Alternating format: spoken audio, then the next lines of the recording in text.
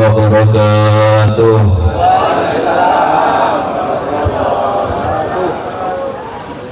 Alhamdulillah,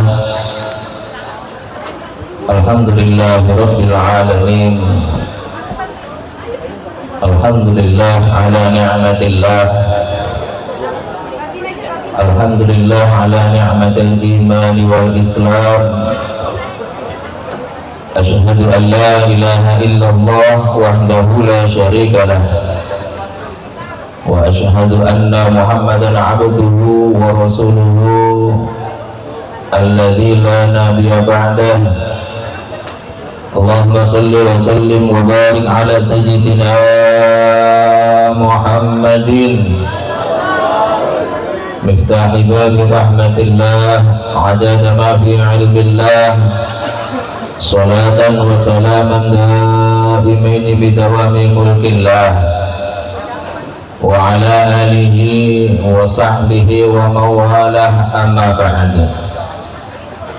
Wa qala subhanaka la ilma lana illa ma 'allamtana innaka antal alimul hakim. Rabbi shrah li sadri wa yassir li amri wahlul 'uqdatam min lisani yafqahu qawli. Allahumma akrimni bi nuril fahmi wal hadmi wa yakni fahman nabi wa ilhamal malaikatil mukarrabin. Rabbi zidni ilman nafi'a wa fahma mubarakatan bi rahmatika ya arhamar rahimin. Hadratul muhtaramin, para alimil ulama, para tokoh masyarakat, para kasepuan, wabil khusus yang saya hormati Bapak Bayu Sarjono selaku Ketua Umum IWAK Tangerang Raya, yang mudah-mudahan beliau senantiasa ditambah keberkahan umurnya oleh Allah Subhanahu wa Ta'ala. Yang saya hormati tokoh masyarakat setempat, Bapak RW Ahyar, Bapak Ketua DKM Bapak Edi, yang mudah-mudahan beliau senantiasa diberikan kesabaran dalam mengurus masyarakatnya. Yang saya hormati Bapak Sarju, perwakilan sesepuh dari PSHT, yang mudah-mudahan kependekarannya bisa membawa keberkahan terhadap umatnya Nabi Muhammad SAW. Yang saya hormati Bapak Babinsa, Bapak Binawas, juga dari aparatur pemerintah setempat. Tidak lupa kepada sesepuh IWAK Bapak Agus Rahmadi, Mbah Joni, dan juga Mas Iwan Libas, yang mudah-mudahan kita semuanya yang hadir di tempat ini senantiasa diridhoi oleh Allah, dan mudah-mudahan pertemuan kita pada malam hari ini menjadi sahabat dibersihkannya dosa-dosa kita oleh Allah Subhanahu wa Ta'ala. Kenapa? Karena kita baru saja melakukan dosa yang paling besar. Benar? Hah? Kan kemarin habis pemilu, ya enggak? Iya benar. Dapat amplop berapa, Bu? Hah? Nggak bisa itu. Pak, dapat amplop berapa, Pak? Oleh piro, Mas? Hah? Oleh. Masya Allah. Alhamdulillah, lo nggak boleh, beneran. Nih, yang dapat amplop saya tanya. Yang dapat amplop saya tanya. Nih, sebelum kita ngelangkah ke materi ini, kita bahas dulu dah. Karena apa? Karena saya pengen Indonesia ini jadi baik. Bu, dapat amplop berapa kemarin, Bu? Nggak dapat. Hah? Bohong apa bohong? Alhamdulillah, sampai harus bersyukur. Serius. Nih contoh, misalnya Mas Bayu nyalon lurah, Mbah Joni nyalon lurah. Contoh doang. Mas Agus Rahmati nyalon lurah. Timnya saya, Pak D, sama siapalah datang ke tempat Mas Iwan misalnya. Mas Iwan, tolong coblos Pak Agus. Apa jawab misal? Iya, siap. Timnya Mbah Joni datang juga. Mas Iwan, tolong coblos Mbah Joni. Mas Iwan jawab, siap juga. Yang ketiga, Mas Iwan, tolong coblos Mas Bayu. Siap juga. Tuh kira-kira Mas Iwan janji sama berapa orang? 3. Kalau yang kita coblos 1, zalim apa zalim kita? Zalim apa zalim? Dosa apa dosa? Dosa. Makanya alhamdulillah nggak dapet. Kalau saya ngajarin, kalau kalian dapat 3, coblos 3-3-nya. Oh nggak sah bukan urusan kita perjanjiannya nyoblos. Sehingga ke depan tuh calon datangnya dengan silaturahmi, datangnya dengan kekeluargaan, datangnya bukan karena duit, datangnya tidak dengan materi, sehingga ketika dia jadi pun tentunya akan memikirkan kita. Tuh terutama ustadznya yang pada terima banyak tuh RT ya. Mudah-mudahan dosa kita diampuni sama Allah dah. Pemilu kemarin dah, pemilu masya Allah ini bener nggak? Iya. Kalau saya nggak nerima, alhamdulillah, saya nggak mau. Jamaah yang dimuliakan Allah Subhanahu Wa Taala, itu tadi intermezzo biar kita paham bahwa negeri ini butuh perbaikan. Jadi kalau saya ngajarin diri saya sendiri, saya nggak pernah menuntut orang lain itu jadi baik. Tapi kebaikan itu harus kita mulai dari diri kita sendiri. Kenapa? Karena kita terlalu menuntut orang lain itu baik, sementara kita nggak pernah ngajarin diri kita untuk berbuat baik.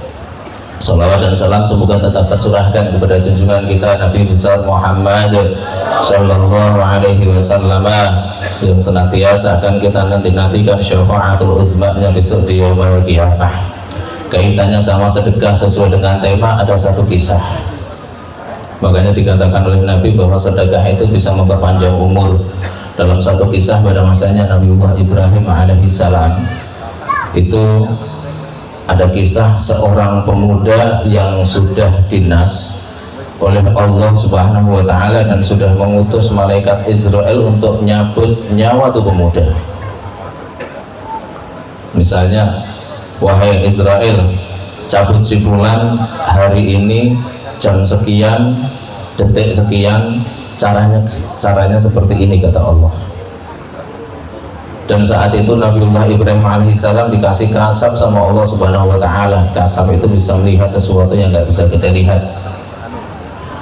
Dan Nabiullah Ibrahim alaihissalam mendapatkan kabar dari Israel, wahai Nabiullah, bahwasanya aku akan diperintahkan oleh Allah Subhanahu Wa Taala untuk nyabut salah seorang pemuda, namanya si fulan. Allah perintahkan aku untuk nyabut pada hari ini. Allah akan perintahkan aku untuk nyabut pada hari sekian, tanggal sekian, jam sekian. Nabiullah Ibrahim nandain. Walhasil singkat cerita, ketika sudah saatnya tiba, ini pemuda tadi datang kepada Nabiullah Ibrahim. Dia sudah kumpulin duit tuh buat nikah. Sudah kumpulin duit buat nikah. Tapi itu duit yang dia kumpulin buat nikah nggak jadi dia pakai buat pesta, tapi dia sedekahin semua untuk kepentingannya agama Allah Subhanahu Wa Taala. Dia bagikan ke fakir miskin, dia bagikan ke yatim, dia bagikan untuk kepentingan dakwah Nabi Ibrahim pada masa itu. Dan dari hal tersebut Allah Subhanahu Wa Taala senang, sehingga Allah kembali perintahkan kepada Israel, wahai Israel, jangan cabut nyawa pemuda tersebut. Kenapa? Karena aku senang. Senang dari apa? Senang karena dia telah mensedekahkan dari apa yang dia sudah kumpulkan, yang dia ingin pakai nikah, tapi dia sedekahkan kepada fakir miskin, kepada yatim, kepada du'afa dan yang lain sebagainya. Sehingga hal tersebut yang membuat Allah senang, dan itu pemuda nggak jadi mati pada hari yang sudah ditetapkan. Sampai begitu nggak mau mantu nih, misalnya mau mantu, tiba-tiba ada tetangga minta tolong, nggak bisa makan, kira-kira tetap mantu apa nolong tetangga? Tetap mantu. Makanya habis mantu pada stroke tuh ya. Iya bu, habis mantu utangnya tambah banyak, ya nggak? akhirnya stroke, beribut sama istri. Makanya mudah-mudahan ini niat baik teman-teman iwak nih, Masya Allah, Allah jadi panjangkan umur kita dan Allah kasih kesempatan kita untuk memperbaiki ibadah-ibadah kita kepada Allah Subhanahu wa ta'ala. Amin ya rabbal alamin.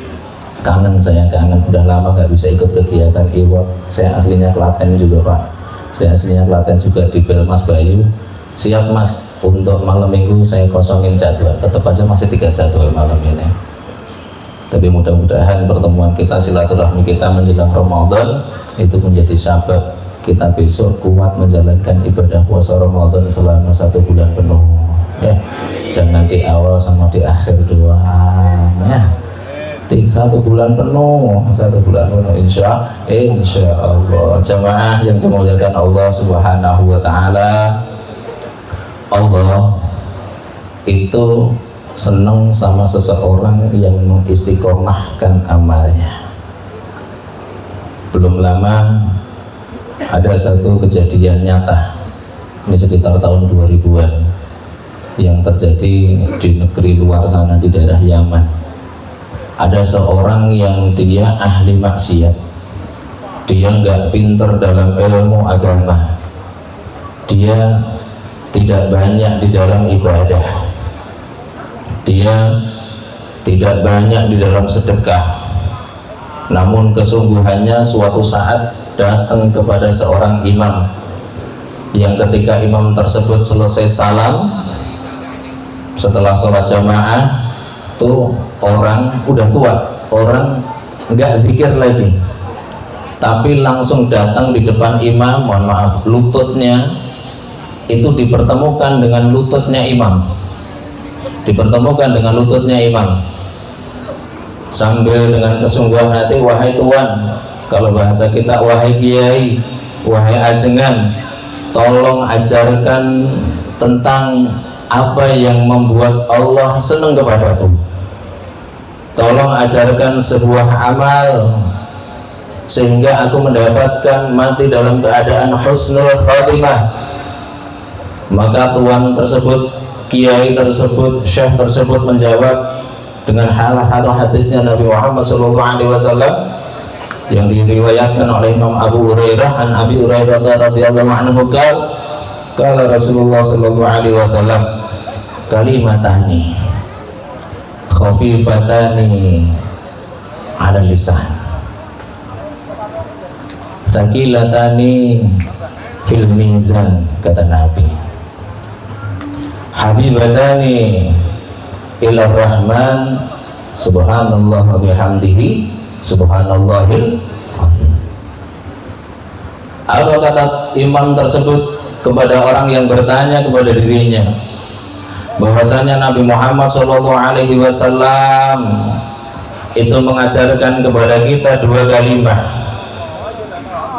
yang khafifatani 'ala lisan, yang mudah diucapkan dengan lisan, tsaqilatani fil mizan, yang berat nanti timbangan amalnya di hadapan Allah Subhanahu wa ta'ala, habibatani ila rahman, dan membuat Allah senang dengan rahmatnya. Apa? Subhanallahil azim, subhanallah wa bihamdihi. Pulang tuh orang, pulang baca, hafalin subhanallahil azim, subhanallah bihamdihi, atau subhanallah bihamdihi, subhanallahil azim. Setiap orang yang dia jumpai dia ajarkan, setiap ketemu siapapun dia ajarkan 2 kalimat tersebut. Setiap ketemu siapapun dia sampaikan sabdanya Nabi Muhammad SAW, kalimatani khafifatani ilal lisan tsaqilatani fil mizan, kata dia, habibatani ilar rahman subhanallah bihamdihi subhanallah azim. Bahkan sehingga akhir cerita suatu saat dia sakit. Ketika sakit tuh dokter yang mau meriksa, sebelum dia meriksa pakai apa namanya, stetoskop ya, stetoskop diceramain tuh dokter, kalimatani sampai selesai. Subhanallah bihamdi subhanallahil azim. Walhasil setelah mengucapkan itu dia meninggal. Indah apa indah? Indah. Meninggal dalam keadaan setelah berzikir kepada Allah Subhanahu wa ta'ala. Pengen mati seperti itu, Bu? Pengen. Makanya banyakin zikir, jangan banyakin ngomongin orang. Ya, apalagi ibu-ibu dia nggak punya seragam. Ya Pak ya. Banyakin zikir, jangan banyakin ngomongin orang. Mati dalam keadaan husnul khatimah, padahal dia nggak pintar, dia bukan seorang ahli ibadah, dia bukan seorang ahli sedekah, namun Allah senang. Kenapa? Karena lisannya terus berzikir kepada Allah Subhanahu wa ta'ala dengan kalimat yang sangat gampang, dengan kalimat yang sangat gampang. Apa hikmah yang bisa kita ambil dari cerita tersebut? Ketika kita menginginkan sesuatu kebaikan apapun itu, entah dalam urusan dunia, entah dalam urusan akhirat, entah dalam urusan ilmu, maka yang pertama harus dengan kesungguhan. Bagaimana dia tidak sungguh-sungguh setelah salam, tanpa dia berzikir kepada Allah Subhanahu wa ta'ala, datang kepada seorang kiai, bertanya dengan keseriusannya agar diajarkan salah satu amal yang mudah tapi berat timbangannya di hadapan Allah Subhanahu wa ta'ala. Tuh, datang ke kiai serius. Sekarang orang datang ke kiai kalau butuh doang, Pak keluarga saya mati gitu. Beneran, yang datang ke saya itu kebanyakan begitu, nyuruh, bukan belajar. Iya, Pak keluarga saya mati, ya udah kubur, kata kita begitu. Jarang yang tanya, Pak saya punya masalah, solusinya bagaimana menurut ajaran Allah. Bahkan pemilu kiai ditinggal, udah kiai emang gak usah ikut-ikutan pemilu, giliran susah sambatnya ke kiai, Pak kiai beras mahal, syukurin, kata saya. Iya, seenggak-enggaknya pemilu itu Ustadz kiai istikharah, minta petunjuk sama Allah Subhanahu wa ta'ala. Tanya mereka, ini orang serius nanyanya, tanya. Akhirnya diajarin seperti itu, kesungguhan yang akan membawa kita kepada kebaikan. Kita punya usaha, kalau kita nggak sungguh-sungguh ya nggak akan sukses. Kita punya keluarga, nggak kita urusin dengan benar-benar ya nggak akan berhasil itu keluarga. Kita pengen mati dalam keadaan husnul khatimah, kita pengen punya ilmu, kalau kita nggak sungguh-sungguh ya nggak akan bisa itu ilmu. Yang di kependekaran ingin bisa seperti pendekar masa dulu, kalau nggak belajar benar-benar ya nggak akan bisa kesungguhan. Terus yang kedua, dia sedekahkan lisannya untuk senantiasa mengajari orang dalam kebaikan. Dia nggak tutup mulut dari atas apa yang dia terima. Dia sedekahkan lisannya dengan kalimat-kalimat yang dia dapatkan tadi, sehingga banyak orang yang akhirnya mau berzikir kepada Allah Subhanahu wa ta'ala dari lisannya, walaupun dia belum bisa amalan, walaupun amalnya masih sedikit. Kata Nabi, balighu anni walau ayah, sampaikan daripadaku walaupun satu ayat. Makanya seorang kiai, seorang ustaz itu kalau ceramah nggak usah nunggu diundang. Saya riungan dimanapun, disuruh gak disuruh ya harus saya sampaikan ilmu. Kalau nunggu diundang masih mikir nih amplopnya berapa gitu kan. Jangan, ustadz kiai dimanapun dia berada sampaikan ilmu walaupun sedikit. Iya, saya begitu, nongkrong ngopi sama saya insya Allah dapat ilmu. Nggak punya rokok kadang malah saya beliin rokok, beneran. Serius. Siap Pak D, monggo. 24 jam pintu saya itu nggak pernah terkunci. Kenapa? Karena jam 3 kadang ada yang gedor, begitu. Yang penting jangan pinjam duit ke saya, nggak punya. Kalau pinjam duit ada bosnya, begitu. Terus yang ketiga apa? Yang ketiga, ketika ingin belajar, kata Nabi, utlubul ilma minal mati ilal lahdi, belajarlah kalian, carilah ilmu kalian dari sejak kalian lahir hingga nanti kalian mati. Itu orang sudah tua tapi pengen jadi baik, ya belajar, duduk di majelis taklim, duduk di majelis ilmu, sering duduk sama kiai, sering duduk sama ustadz, sering duduk sama habib, sehingga kita apa? Mendapatkan ilmu dari mereka yang bisa membawa kita kepada kecintaan Allah Subhanahu wa ta'ala, sehingga masalah-masalah kita terselesaikan tanpa menimbulkan masalah begitu.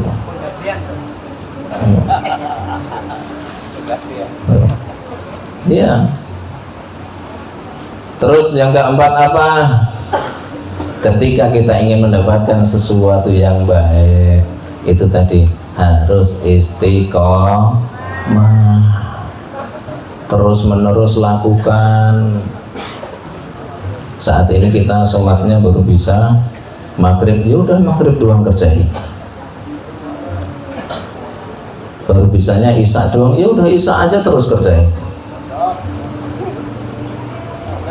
Kalau isya aja enggak, apalagi subuh enggak saya sebutin dah. Nanti akan bertambah, begitu maksudnya. Oh maghrib kok enak ya. Kenapa? Nih kita nih laki-laki, ini sering saya bercandaan, mungkin udah pernah dengar. Mohon maaf, ini kita kerja buat siapa Pak? Anak istri katanya ya, bener ya.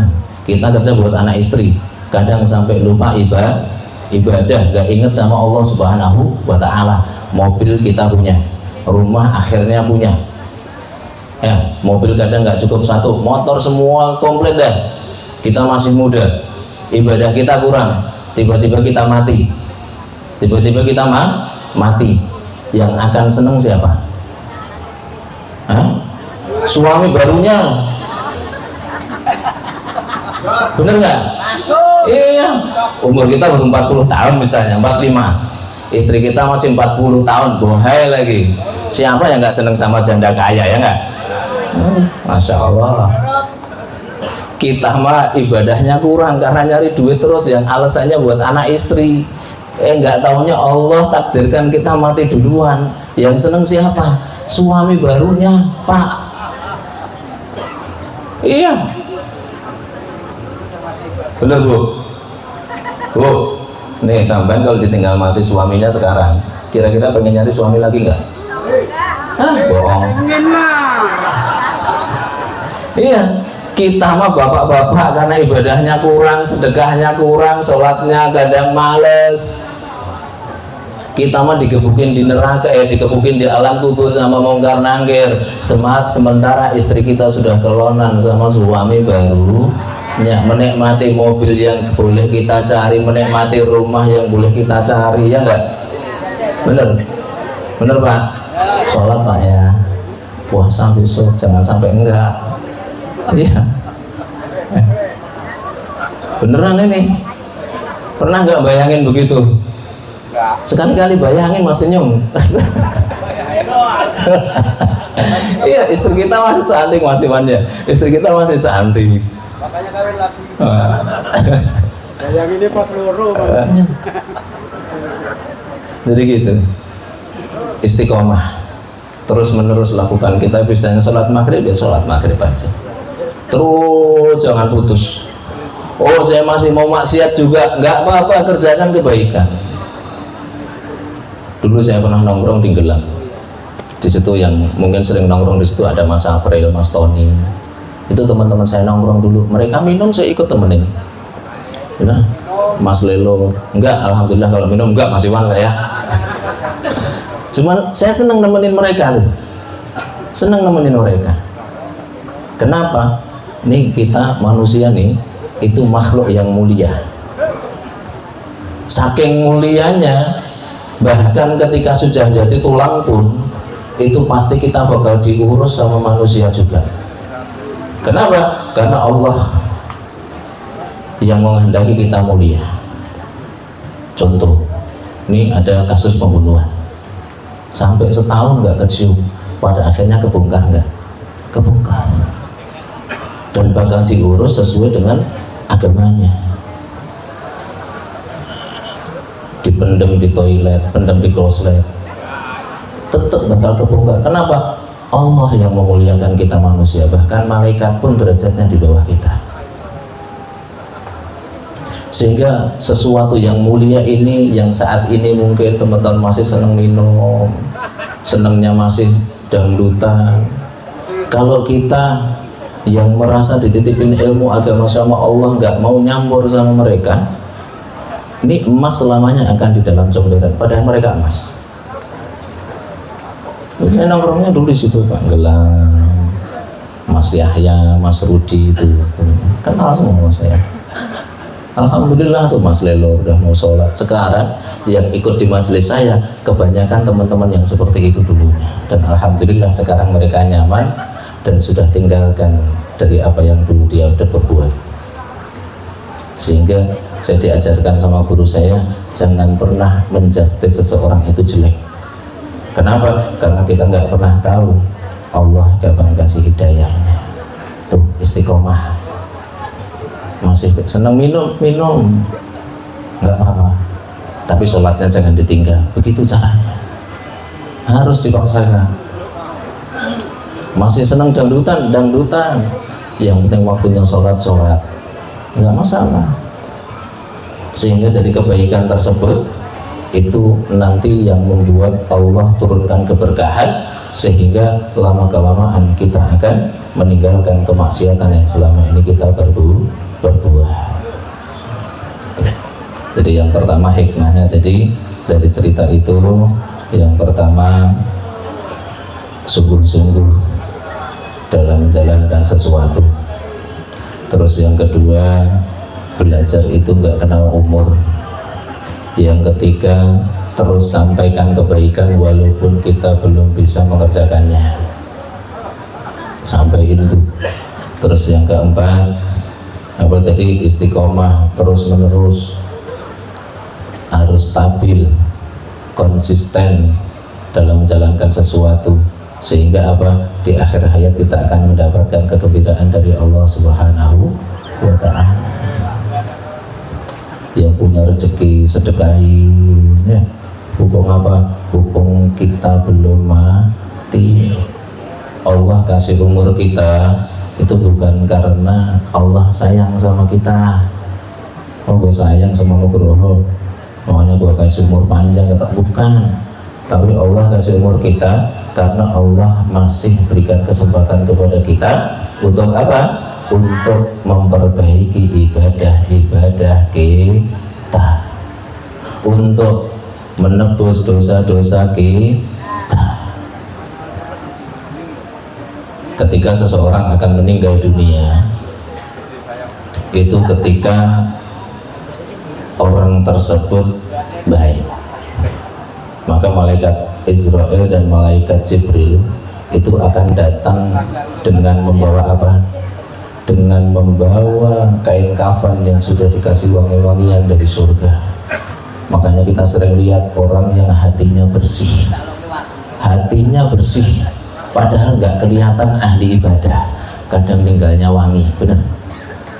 Hatinya bersih hatinya, ibadahnya biasa aja, sholatnya nggak khusyuk amat, ngaji ya nggak bisa, tapi hatinya bersih, nggak pernah punya dendam sama orang, nggak pernah punya benci sama orang, nggak pernah suudzon sama orang. Itu malaikat Israel datangnya ingin nyabut nyawa, itu apa? Sambil dibawain kain kafan yang sudah dikasih wangi-wangian dari surga. Yang sering ngurusin jenazah, perhatiin dah.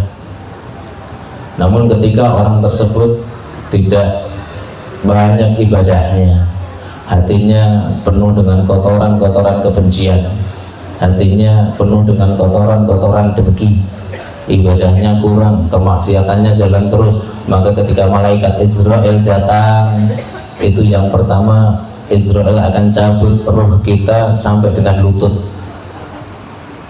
Makanya seseorang yang meninggal, yang akan meninggal dunia, itu kadang lututnya udah nggak bisa digerakin, lutut ke atas masih kerasa, ditunggu 1 hari 1 jam kadang, sudah begitu naik lagi sampai bawah pusar, dicabut rohnya oleh Israel, sehingga bawah pusar nggak bisa apa, tinggal mulutnya doang, ngap, tangannya begini. Kemudian ketika seseorang tersebut tidak mau juga bertobat kepada Allah Subhanahu wa taala.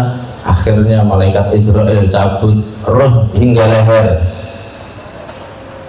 sehingga badan ke bawah sudah nggak bisa ngapa-ngapain. Tujuannya apa? Allah masih berikan kesempatan hamba-hamba tersebut untuk bertobat, walaupun sekedar mengucapkan kalimat asyhadu an la ilaha illallah wa asyhadu anna muhammadan rasulullah.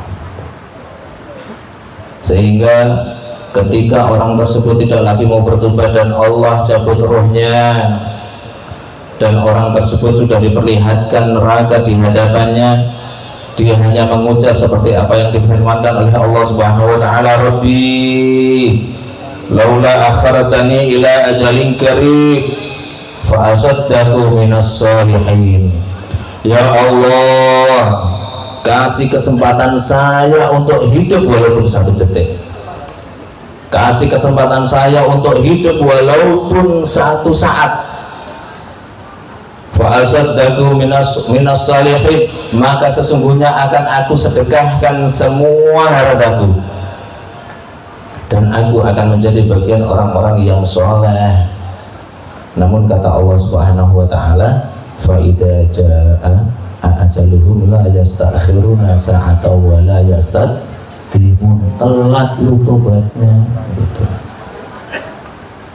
Makanya mudah-mudahan nih yatiman ini benar-benar bisa membawa keberkahan kepada kita, sehingga kita bisa menjadi orang-orang bagian dari orang-orang yang soleh, bagian menjadi umatnya Nabi Muhammad SAW.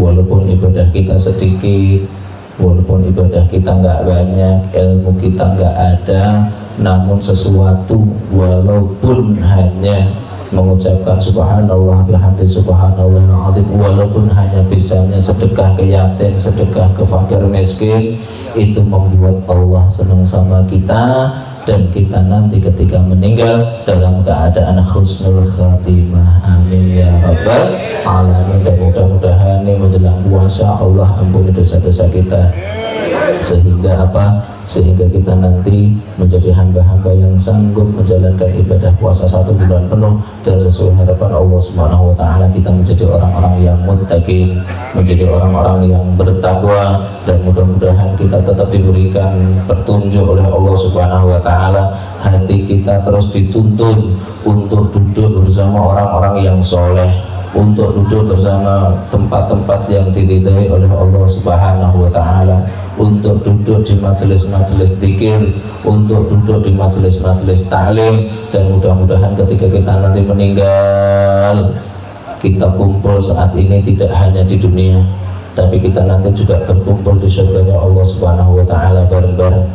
Dan ketika kita nanti meninggal, mudah-mudahan Allah Subhanahu wa taala berikan wafat kepada kita di thariqahnya, di jalannya para wali-walinya Allah, di jalannya para nabi-nabinya Allah Subhanahu wa taala, meninggal dalam keadaan husnul khatimah. Rabbim fa'fa'na bi barakatihim wa hdina husna bi hurmatihim wa amitna fi tariqatihim wa mu'afatin minal fitani. Sallallahu ala sayyidina Muhammadin wa ala alihi wa sahbihi wa barik wa sallam. Subhana rabbika rabbil izzati amma yasifun wa salamun ala mursalin walhamdulillahi rabbil alamin. Kurang lebihnya mohon minta maaf. Akhirul kalam wallahu muwaffiq ila aqwamit thoriq. Assalamualaikum warahmatullahi wabarakatuh.